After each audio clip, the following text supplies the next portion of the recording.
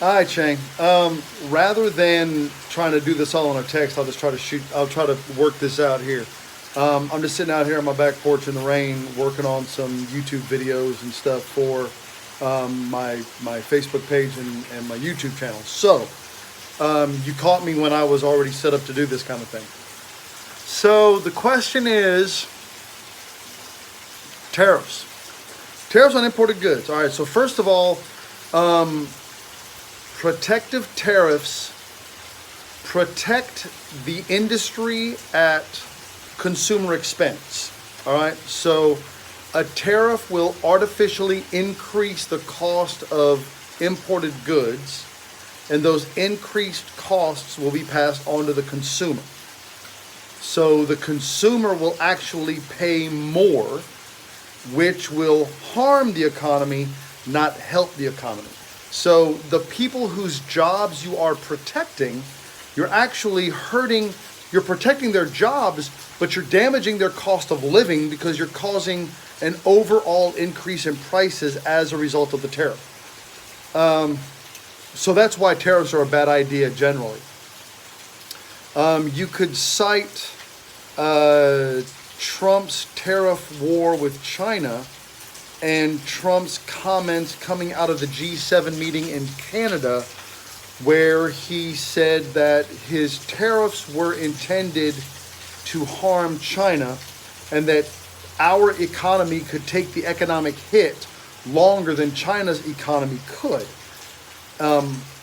Admitting that our economy is going to take a hit as a result of the tariffs, but it's going to cause China to buckle because they can't sustain the damage for as long as we can. And as it turned out, that worked.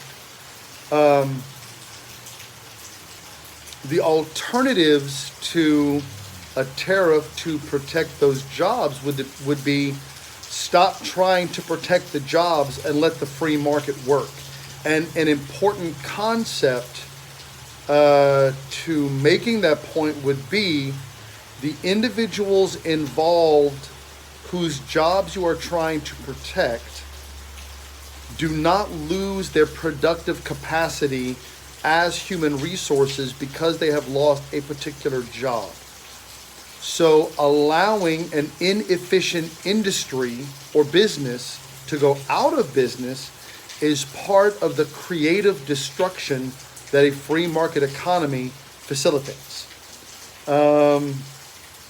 You could say that the state might be better served by providing grants or loans to businesses that might want to try and retrain the people that were working in that particular industry to do something else.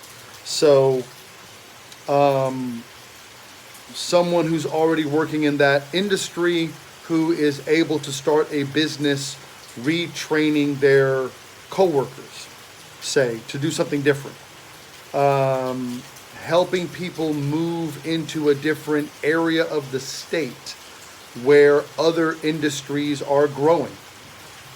When one industry fails, you'll often find, like for example, when Henry Ford revolutionized the auto industry, the horse and buggy industry went bankrupt. But the people that were working in that industry were able to find new jobs working in new industries, and sometimes those jobs were more productive in the economy, but also more lucrative for those individuals. So that's a couple of different ways that you could approach it, a couple of different angles that you can take. I will search up a couple of more articles and see if I can find something that you could use as a reference. Remember I told you this. Do not use Wikipedia as a source. All right, I know I sent you that Wikipedia article. Don't use Wikipedia as your source. Scroll to the bottom of the Wikipedia article and use their sources as your source. All right, I'll see what I can find.